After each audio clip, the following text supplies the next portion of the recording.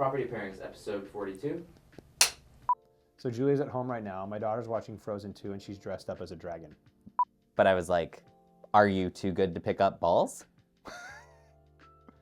And he was like, well, there were already 5 people over there. And I'm like, because that's what we have to do.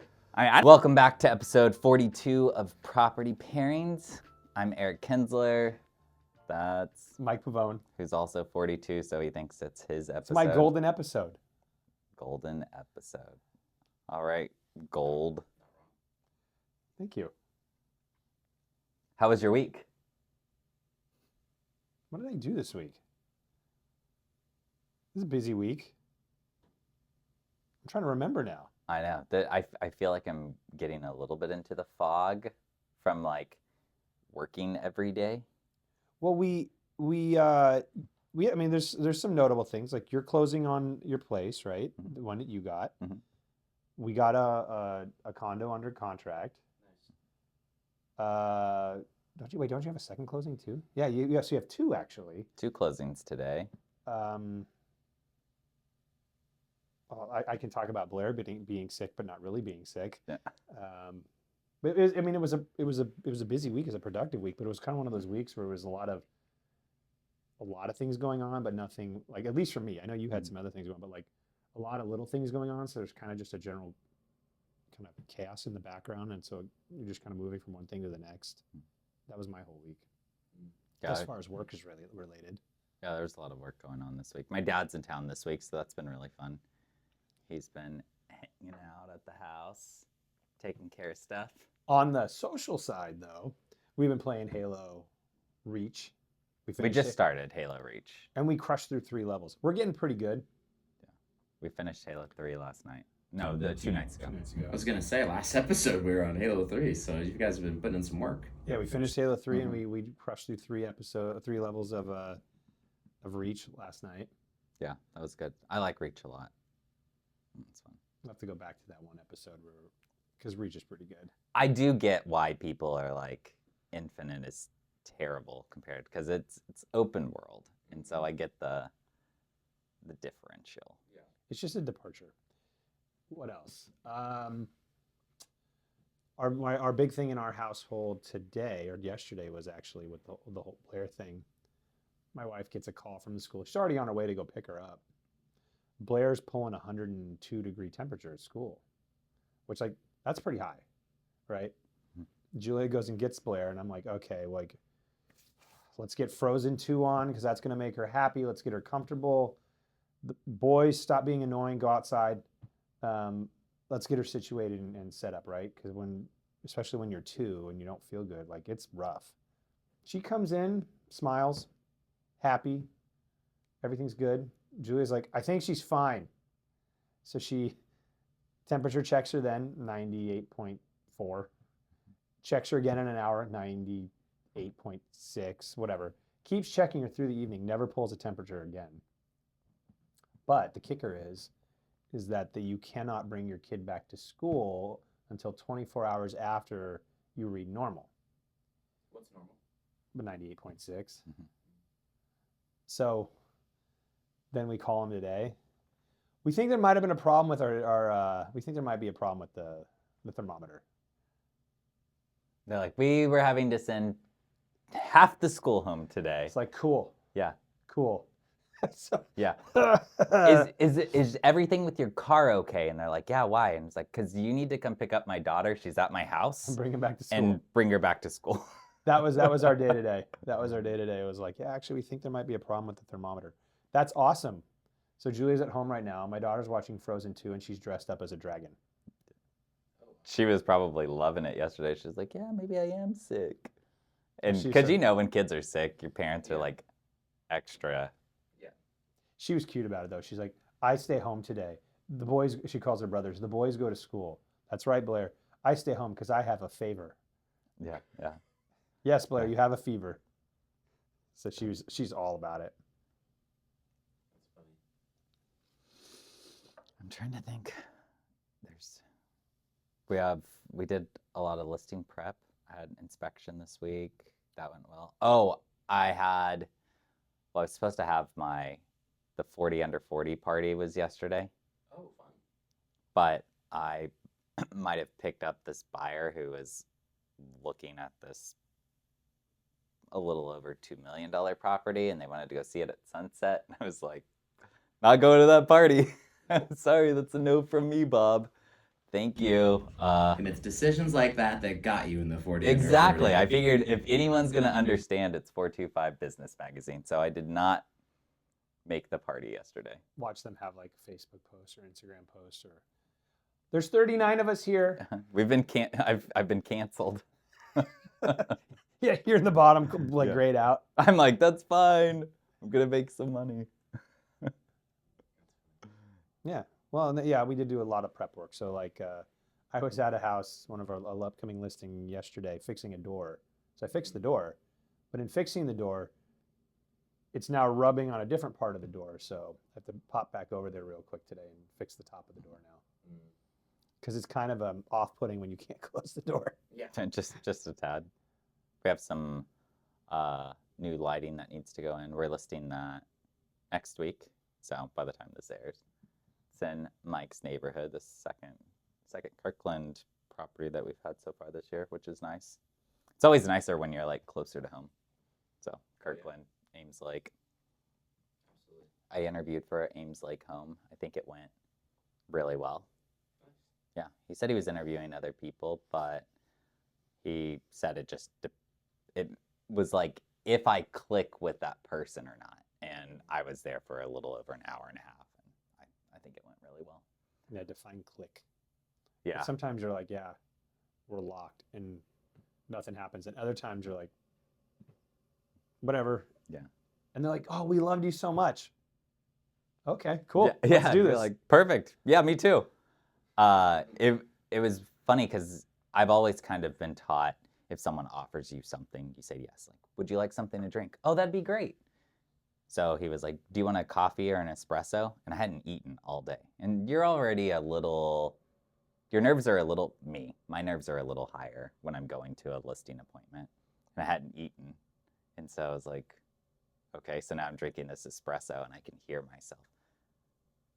Yeah, so then it's like going faster. And then we're about to go do a tour of the outside of the house after I've gone through the presentation. And he's like, I'm going to make myself another espresso. Would you like one? And I'm like, hearing my mom in the background, you always say yes, it's polite. And so I'm like, yes, please. And so I had that and a cookie. So I had 2 espresso shots, and I'm like sprinting. I'm not sprinting in the backyard, but it's like, This is so awesome. we're going. Yeah. So You ever seen that video? Please tell me you're talking about Angry Birds. No. Okay. Do you want to? Angry Birds, because I've watched it, because kids, there's a character, please find it if when editing this. It's the yellow bird. Talks really fast and runs all over the place really fast. Like I do when he's Is describing. it the boomerang bird? Like when maybe, you're playing the maybe game? because there's like the bomb bird and the red bird, and Yeah. he's the yellow one. And in the he's voiced by the guy that voices Olaf from Frozen. okay. Josh Gad? That guy, yeah. But all he does is this Yeah. is so awesome. That's amazing. Hey, apparently somebody didn't get the memo that we like to start on time because you're about 2 minutes late. Don't let it happen again. Hi, my name is Chuck. I'm sorry we got off on the wrong foot. I like you a lot, I can tell. Me, I am the last guy who should be here. Simple speeding ticket. Judge tells me I was going too fast, so I say, Your Honor, to be honest, I was. You caught me.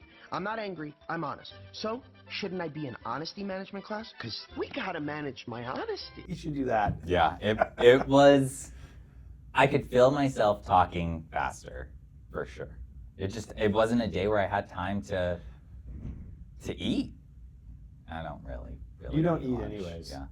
I was talking about there's this video of someone who has like a bunch of baby goats, and there's a couple baby goats that are just standing still, but there's this one who literally is just hopping all around the other goats, and then someone put the voiceover from The Office where Michael is like, parkour! Oh, yeah. Parkour! And so it's just this baby goat bouncing around, parkour! Parkour! And then eventually the goat literally jumps up onto another goat, and then when he pushes off, like kicks the little other baby goat over, and then like flips. Parkour!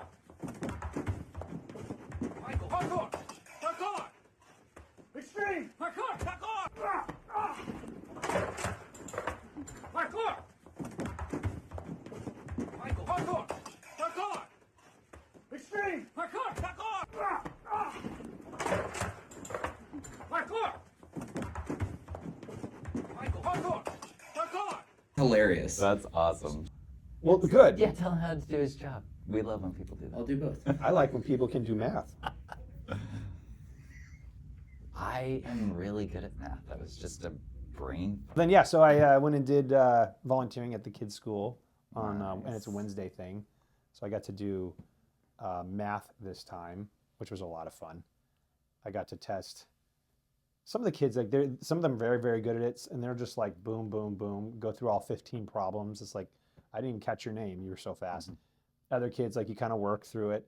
2 + 2, and it's like Mm-hmm. red. Actually, my hat is off to the teacher on that one. Like teachers in general, like you can see some of the kids, they're just like glazed over. There's one kid guessed 16 like 7 times out of all the numbers. Like, do you want to try again? And here's maybe a different way to approach the problem. But you could tell, like I could see how that could be. He didn't care. How did you guys learn to do math? Times tables, counting methods, I think. Yeah. Yeah, I mean, mine was like memorization, but it was also when adding and subtracting, it was like dots on the numbers. Like on a 2, there would be a dot at the beginning and a dot at the end. Yeah. And on the 5, it was like a dot at every corner and then 1 in the middle. So you would just draw 5 dots. We did. I don't remember. And then Like you we would did. count Like the dots. as a kid, it was like Yeah. you had like beans or something you could count. Like okay, what's 5 + 2? So you got 5 beans and 2 beans, and then you'd add them together. But like we did things like that's what I remember. Yeah. I think for me, I'm a pretty like visual, like borderline like photographic memory. So I've always been good at math, really bad at history because it's just like words, memorizing dates and stuff doesn't like work. But math, it was like we have the times tables. So, it's like if you just have a row on the left, 1 through 10, and then 1 through 10, and then I'm just like connecting them as you go down. But then also I feel like I could be like, okay, so, in the 7 times 7 case, well, I'm like eventually doing math within math of like, oh, well, I know that 7 times 5 is 35. Yeah. Maybe that one's easier to remember. And then, and then 14, okay, 7 times 7. Yeah. So I feel like I learned better that way. Yeah. We had that was kind of the breaking up that we did with the kids. So Yeah. Nice. Nice. a lot of fun. It's kind of the same, although they put me out in the hallway, and the kids have to come out to me one at a time. What do you do? The last time I did it, it was a sequence of words that all had kind of common similarities in pronunciation, and then so you had to read through that like bunk, dunk, clunk, whatever. They had to read through all those words, right? And then they had to read 2 sentences that use an assemblage of some of those words in it. And it was kind of a tongue twister thing. So that was the first week, and then this last one was math problems. Clark came out at one point, Yeah. hot dogging it. I bet. Yeah, he's like, my dad's here. This is easy. It's like, okay, buddy. Well, from what I can see, we still got one more section to do with you after this. Yeah. But yeah, it was fun. You're like, it's so easy. What's I got in 49 trouble. divided by 7? I got in trouble though. I got in Do trouble. you know that? It's a decimal. Decimal? number. Yeah. 49 divided by 7. Yeah. No, 7 times No, it's- 7 no, is it's not. 49. Oh my gosh, guys, come on now. I was gonna say that's not a decimal. I was thinking 40. Yeah. You That's mean a 7? That's a multiple. That's why you. Oh, That's why you spit please. it So out. I thought of it. Eric, I will be back No. there next Wednesday. If you want to come in, I'll test you. Andrew, I if am you're, actually. That's why you spit it out so quick. 'Cause it makes, Exceptional. you had it stored back there Math. somewhere. Yes. Yeah. wow, the cover you guys are I'm flying for each really other right now. It's good. pretty impressive. I'm really good at math. Well, once I realized, wait, 7 times 5 is 35. Add 14. Yeah. Please zoom in on my face Yeah. on that one where I'm looking at him like this. Yeah. Zoom, zoom. Forgot my times tables. We're not quite there That's yet, so but stressful. we're not quite there yet. But I got in trouble because Clark comes out on Tuesday because I picked him up at school, and he's like, "Why weren't you here today?" I was like, "Wednesday, dude. Wednesday." Oh, so then Wednesday I show up. Yeah, he's kind of look at me. That's my dad right there, dude. Chill. But then Ashton's like, "Well, why aren't you coming to my class? You didn't come the last time." And I'm looking at him, and I kind of had one of those moments. I'm like, "You weren't there. Neither was you, Clark." Because I made the commitment. My wife spontaneously took it. It was the day of the parade, the Super Bowl parade. Oh, okay. And so that was kind of, but I'd already made the commitment. The teacher has like a thing for you to do. So I was actually there when neither of my kids were there. And then But Ashton was mad at me. You didn't come to my class the last time. Well, you weren't there. I stopped by, buddy. You weren't there. Oh, yeah. So this time I made sure to give a big hi and a wave and all of that and big hugs, and he was happy. So Nice. Kids are funny. I haven't been around, like, I mean, why would I, right? Like a school of elementary school kids to kind of just see, like, they say some funny stuff and they love to, like, just, I don't know if they are, like, smart with something to, like, they love to show you. Oh, yeah. So I'm, like, getting my camera stuff set up right in this classroom. This one kid comes over. He's like, 3 times 3 is 9. Mm-hmm. I'm like, good job, dude. Yeah, it is. 7 times 7 is 49. And I was like, are you good at math? And then he was kind of just messing with me. He's like, there's a times table behind you. I was like, oh, nice, you got me. Yeah. They are a little bit ninja like that. Yeah. Yeah. You got to be a little bit more in your game. You kind of feel like you're going back out on the playground again, like sizing them up. I'm like, okay, because they're a little cerebral. I would do something. I'd be like, all right, who wants to tell us what your parents do? Because that's when they just get like, that's when you can find stuff out. They're like, my mom hasn't worked in 14 years and my dad is upset about it.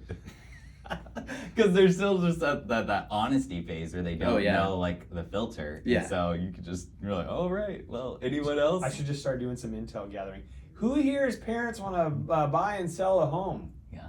Who here shares a bedroom with your sibling? I wouldn't do that, though. Yeah. It was fun, though. The volunteer, I get it. You know, you do make it fun, and when they're doing the answers back to you, like, okay, this is an easy one. Yeah. And then, you know, and it's maybe a little more complicated. Okay, now this is a super hard one, and one of them was like 0 plus 2. Yeah. It's like, oh, that one's easy. Everyone knows that one. I was like, I would hope so. Yeah. It was fun. You're like, just you, big guy. You're the only one so far who's got that right. So Yeah. I'm going to go back now. I have to do Ashton's class because he wants me to go do his classroom. You have to do lunch at some point, too, where you just stop by and have lunch with them. Are you allowed to? Yeah. I didn't know that. Maybe I should do that. Nice. Yeah, it's like, I remember it being the coolest thing, my mom showing up or my dad showing up for lunch. And it's like everyone else is just sitting there and it's like, I have my parent eating lunch with me. Okay, I'll have to look into that. I didn't know you could do that. Huh. I've done all the background checks to like volunteer there too. Mhm. Like it's like as a parent, you don't automatically have to do that. But like if you want to go do whatever, an event or something there, you have to do like the background. You're allowed to, and you can go on to you have to go into the office area to like register. I didn't know you could. I'd have to look into that. Yeah. They would die. I know. And you brought them something? Like you picked up Wendy's and brought it there? Like, what? Yeah, that would be cool. Oh, I didn't bring you guys any. This is for me. Yeah, you're eating Oh, did you cafeteria want a food. Frosty? No. Yeah, you're not going there to eat. Well, I don't know. I don't know what the Kirkland school system's like. They might be serving Surprisingly good. I'm not surprised, actually. Mac and cheese one day. It was like penne alla vodka. Not really, but it was like chicken parmesan, whatever. I'm like, pizza. I'm like, I had bagels and cream cheese and like, yeah, pizzas and maybe some cheeseburgers. Wow. Yeah. I don't know. We had slop. I never bought lunch at school. Hmm. Unless my mom didn't have time to pack it. And then even then, And that's my parents were privilege. so... even then, it was like, my parents were so frugal. She'd be like, okay, here's like $5. I'm like, Mom, in this economy, like, I need 8. I'm like, unless you want me to just buy one thing, I'm a growing boy. Sure, cool. I'll drink some milk. Yeah. Or I'll have just the entree. I know, Nothing right? else. I was on reduced lunches. They were 40 cents, and they acted that way. Did you ever have the milk? Did we talk about this? The milk that was in the bag? They tried out this milk bag thing versus the carton. Well, like when I was a kid, they had this like refrigerator on the school, and every morning they would fill it up with milk or whatever, right? And then you would go with a bag and get the milk. But you're talking like a Franzia kind of thing, like it's in a bag. Yeah, it was more like a Capri Sun, but it was pretty much a sandwich bag that you couldn't open. So you had to like squeeze it, put your straw in, and it just laid flat. I And know. you drank like that. I never saw that. It's like a Franzia bag. Yeah. Anyway, so wine is delicious. So it was like the last week of tennis before the next week of tennis starts. Oh, yes. Yeah. So, and my dad came to watch, and I was like, Dad, you can, like, this is just a game for fun. Like, there's no Cheering. clapping or anything. You bringing your dad to tennis is the equivalent of Clark getting. It's Clark or Ashton Well, both, but yeah. getting Yeah. Mike to come to their school. Yeah. I should just show up. They were like painted, like Eric on the chest, like just war paint, just like, yeah. I would die. I really would. Yeah. That was, yeah. So played very well. Got my #1 spot back. Did a little dip where I missed out. Not really my fault. Not gonna blame the sub who was there, but he could have been better. So that was good. Wait, is this the one where they asked you not to come back to the? He's so good. They're like, don't Oh. come back anymore to this session. Go to that session. Because what did they say? You're. Discouraging the other player. The other players are feeling discouraged. I'm not discouraging them. Yeah. Although Got to jump up a weight class. yeah, there was one guy, like, we're all there, we all paid the same price. You got to pick up the balls. And the guy, the first round of picking up balls, he's there chatting with the instructor. And then the second round, we're picking up balls, and there's 5 other people. And he's chatting with the instructor. And not to sound cocky, I am the best in that class. So it is what it is. And so I walk over there, and I don't know why I used these words. I could have used other words. But I was like, are you too good to pick up balls? And he was like, well, there were already 5 people over there. And I'm like, because that's what we have to do. I don't care if he picks up 2 while he's over there, but you got to Help. pick them up. And you're not that good, so get over there and pick up the balls. If anyone's not picking up balls, it's going to be me, and I'm going to be chatting with the instructor. I didn't say any of that, obviously, but it's like, come on, man. It's etiquette. It's basic etiquette.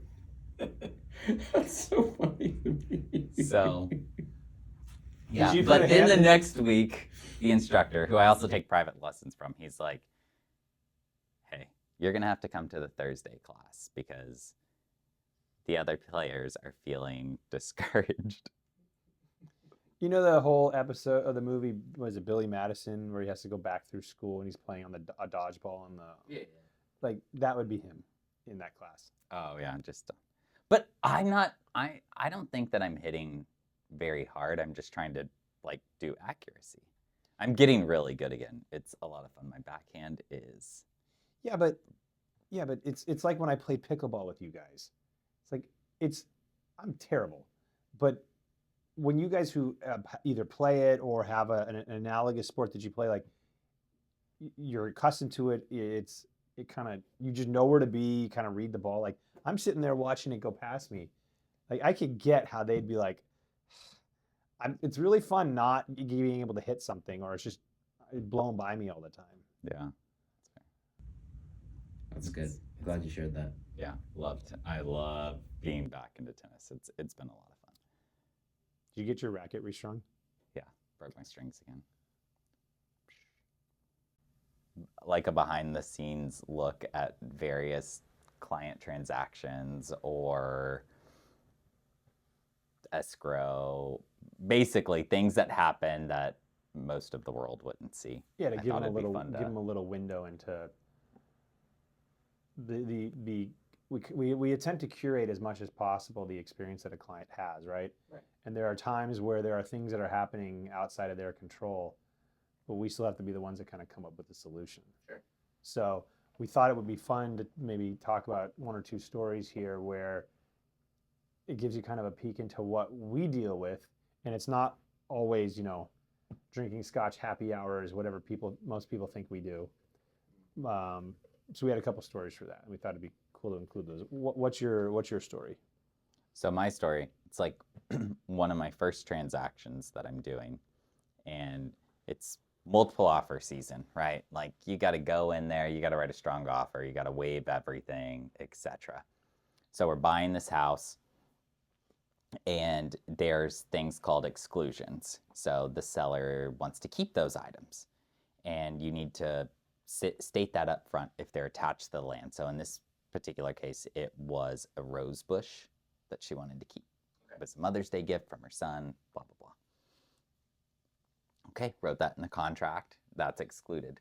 Well, we're going back and forth on price because they have another offer, so they're toying with us. And then it's like, okay, we agree. And my client is already, it's a stressful situation for buyers, right? My client is already like kind of up to here, and the line is here. So she's there. Were you so you were mutual then? We were not mutual yet. Oh. There was just one more line item the seller wanted to add. And at the very beginning, my buyer was like, yeah, no problem.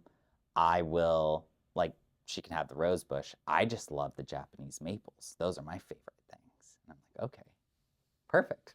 Give her the rose bush. And then the agent was like, oh, I forgot to put, and this is like, we've already agreed on price, everything else. We're just final initials. She's like, I'm going to send this over. Thank you for agreeing on the price. I forgot to mention that the seller wants to keep the Japanese maple that's in the front yard. And it's this beautiful, established Japanese maple. They take a long time to grow, and they're worth a lot of money when they get really big, and they're beautiful. And they don't transplant well. So it's like, so then I go to tell my buyer, and we're at like 10, 11 o'clock at night. And so everything is just like high alert. And so I'm like, okay, all we have to do is sign this, but she would like to take Japanese maple. And she's like, nope, cancel the contract. I'm like, okay, let's talk through this. And I'm thinking in my mind, I'm like, okay, 5 + 2 is 7. I'm like, how much is this tree gonna be? I'm like, maybe I get like a bigger Japanese maple. I don't think that the seller understands though, like to dig one of those out, you're cratering the yard. Yeah. Yeah. Like you would be digging a hole the size of this floor. No, I was even thinking when you said rosebush, I'm like, what does that take to like? Rosebush is not too bad. Not Yeah, too and bad. luckily it was like, that one's pretty contained. And that one made sense. Yeah. Like it was a Mother's Day gift. There was some situation with the son. So, but the Japanese maple, there was no good story other than just loving the Japanese maple. So I call back the agent and I'm like, here's the deal. My client, that's one of the reasons we're buying the house. I was like, we did everything else that you had in the exclusion, but just tell your seller, like, we're going to take great care of that tree. We will send picture updates of the tree if she wants. Like Every year, we'll send you a picture. And then she comes back and she's like, okay, my seller truly believes that your client will take care of the tree. And I'm like, thank you.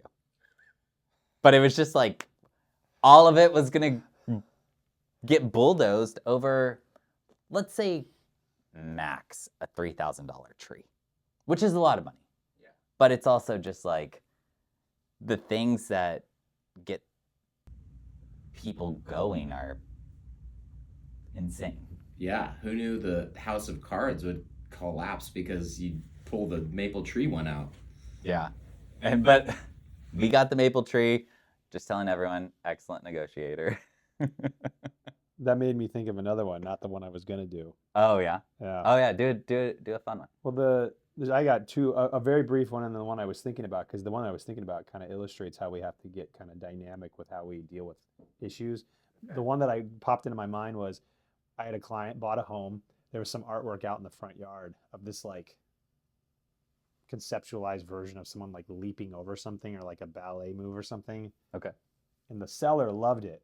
And in part of our positioning, we're like, well, you know, the artwork is beautiful. Would love to have the home. You know, the artwork is great, whatever. Quite the opposite though. As soon as we closed, that artwork was gone. They didn't want it. That's But it was like, it was really important to the seller, and like it was a cool piece. I think they Yeah. sold it because like someone else wanted it. But it was kind of the opposite. Yeah. They weren't going to keep it, but we wanted to get the house. So yeah. So you talk it up. talked it That up. happens. It wasn't exactly clear what they were going to do with it. They really liked the artwork to sell it, maybe make a few bucks, but Yeah. yeah. They're like, we're overpaying. We could get $7,000. We can get some for money that." back on this Yeah. thing. People wanted it. It was like a bronze thing. Maybe the seller bought it back. Yeah, maybe. Well, she did a drive-by. Where did the piece of art go? Don't ask me. It's not my house. Yeah. I didn't buy the home. Yeah. No, the one I was thinking about was actually, it was more contractually related. I had a home under contract a number of years ago, where everything was going along just fine. We wrote our offer. It was subject to financing, so we had a financing contingency in there. And when we talk through offers, we talk about one of the contingencies we commonly talk about is the financing contingency. And in that, when we explain what it is, this is an opportunity to disclose what type of financing we're getting. Here's the timelines we're going to perform under. What happens if the appraisal is low, and how do we navigate that? All of these things are baked into this contingency. If we're asking for a credit, it also protects you in the event you lose your job. So when I'm conceptualizing this for the client, like, here's what this thing does. Yeah. And the drastic scenario is, if you lose your job, we have the financing contingency, you get your earnest money back, Right. but you never think about. So like, yeah, that's one of the examples I would give. And I gave that example to these clients. And in the event, let's say you lost your job, this is the contingency I would use. So we're going through the contract, everything's fine. And then and kind of maybe on the 10-yard line, I get a text message from the client, urgent. I'm like, you don't normally text someone urgent unless something's hitting the fan. He's like, I'm about to get notice, I'm going to lose my job. And it's like, okay. So then I'm thinking, what does that mean for, and it was one of these situations where the monthly payment is not something they couldn't support. And they could even have reworked it just under her income. Yeah. But it would have meant bringing in another $90,000 on top of what they were already bringing in to rebalance everything. Mm. Wow. So I had to sit and think about this for a second, because he's sweating bullets. I was like, have they delivered you notice yet? No. How good's your relationship with HR? Pretty good. Call them, ask them to defer delivery of your notice for 2 weeks or whatever. That doesn't have to change their timeline. We know what's happening, but have them defer it, because we need to get through employment verification check. I talked to the lenders, like, you need to hop on this. Do this now. Yeah. They did the employment verification check. When they checked with the employer, yeah, no, he's employed. Great. We got through that whole process. We closed the home, and then they let him go. Wow. Yeah. Stressful stuff. Seriously. Yeah. He got another job like 2 or 3 weeks later, Yeah. and everything was fine.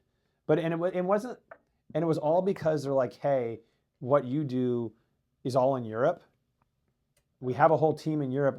We really don't need you here. Yeah. So unless you want to move to Europe, like, we're kind of shelving your job here. Yeah. That makes sense. But it was an experience where in the space of 15 minutes we had to get really, here's what you're going to do. Mm-hmm. And it worked. Nice. So they got the home. They were very happy, and he got a couple weeks off, and then he went back to work again. In both scenarios, our clients got the homes. That's what That's matters. what we're going for. Yeah. Sounds like you had some free time for the moving phase. Mm-hmm. Right? Yeah. Oh yeah. It was interesting. That was one of the more challenging ones in a very short window of time. Like, we're used to the usual ones, like, oh, there's a problem on inspection. Mm-hmm. You have to navigate a low appraisal. Mm-hmm. It's not often you get like, I lost my job right now, right in this like 30-day window, which like never happens. Yeah. Lost my job. When I was buying my house, that was also, I was making a transition from working for Windermere on their corporate side, I guess, to coming to work with Mike. And so I had to call Mike and be like, hey, can you write a letter saying I'm going to be working with you so I can keep my loan? Because we were in the middle of contract, and our house was under contract. And so it was a stressful thing. But he was like, yeah, just type up whatever you want and I'll sign it. Perfect. A last little quick question is, what do you think the most important thing is for the first week that we list a home on market? Most important thing for the first week. Mm-hmm. My answer on that one's probably it's going to be related to getting access to the home. So to me, like that most important thing during that first week is open houses, actually, especially with how buyers are operating these days. Showing up at open houses and not having brokers with them for whatever their reason is for not having their broker with them. That to me has actually been something that's been increasingly important. Yeah, I do think getting the most eyes on it. So advertising, including open houses, is part of it. The more people who see and can get into that unit, the better. And we tend to do open houses. So especially that opening week is like a Friday, Saturday, Sunday kind of thing. And then we, scheduling permitting, we'll do Saturdays and Sundays at those houses and keeping them open as much as we possibly can. Yeah, having the seller out that weekend too, so that way brokers can go show at their convenience, because it's like you never know what anyone's schedule is going to be. So having flexibility to just go at their convenience is really important. More important than that. Yeah, in that first agreed. week. Yeah, visibility for sure is the most important. At that point, we've done everything we can and we've done everything right. Right. You know, staging and all that other stuff. So now it's like, it's not set it and forget it, but it's like turn the listing live and now we execute. And that's the big one. How do people find out about open houses? Because I remember as a kid, you know, my dad being in real estate, literally him and my mom, mainly him, for fun on the weekends are like, we're just gonna drive around, look for open house signs, and just go look at houses like for fun. Yeah. And then I'm stuck in the backseat. I'm like, this isn't fun. But that's my picture of what some people do. But that was, 20 years ago. I'm getting dragged around doing that. So like now, how do people find? I mean, that's still a tried and true reality. They still will see open house signs up as you're driving by, and people will drive by or be walking by a walk in. It's also syndication through the MLS. We'll make sure it's posted online, and that kind of makes its way out there into the ether. Yeah, all of those websites will put like a little open house tag on the listing, so then people can stop by. Believe it or not, like social media is also really important. Anytime you can post something on social media. I saw a home today that didn't get caught in my filter for a client that was mid-century modern, and the gal who posted it, she was holding open house, and I'm like, holy cow, this is perfect. So looked up the listing, and I'm like, sent it over to my client. There's open house this weekend. Also, we can go do a private tour. But, posting on there when other brokers are watching your social media stuff as well, you never know. Like the filters that they might have set or what the agent inputs may not coincide. And so then you see something, you're like, oh, that's actually way more mid-century modern than it is contemporary. So that was mislabeled there. Yeah. And so I think social media, online syndication from the MLS, open house signs for sure. Sometimes we'll, like with the neighborhood, will include the open house times on a postcard when we're listing it. I think that's a pretty easy one. I mean, the information we see online or that the consumer sees is only as good as what the broker puts in, but getting open house information in there, that's a pretty easy one. Yeah. That doesn't have a problem. All right. Well, thank you for joining us here on episode 42, my golden episode. Mike's golden episode. I'm champagne, that's caviar. Which kind of makes sense, but really, he's more like beer and caviar. Or scotch. Or scotch. Okay. Yeah.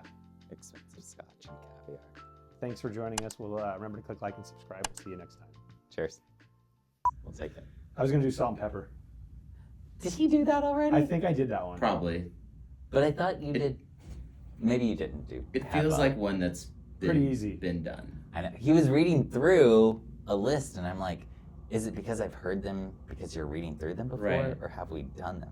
I feel like salt and pepper. Now was you on there. understand my burden. Reset. I didn't have a good transition to the next topic. Oh, is that what we're doing? Okay. Yeah. So we're gonna move on to the next topic now. The timing's perfect. Yeah.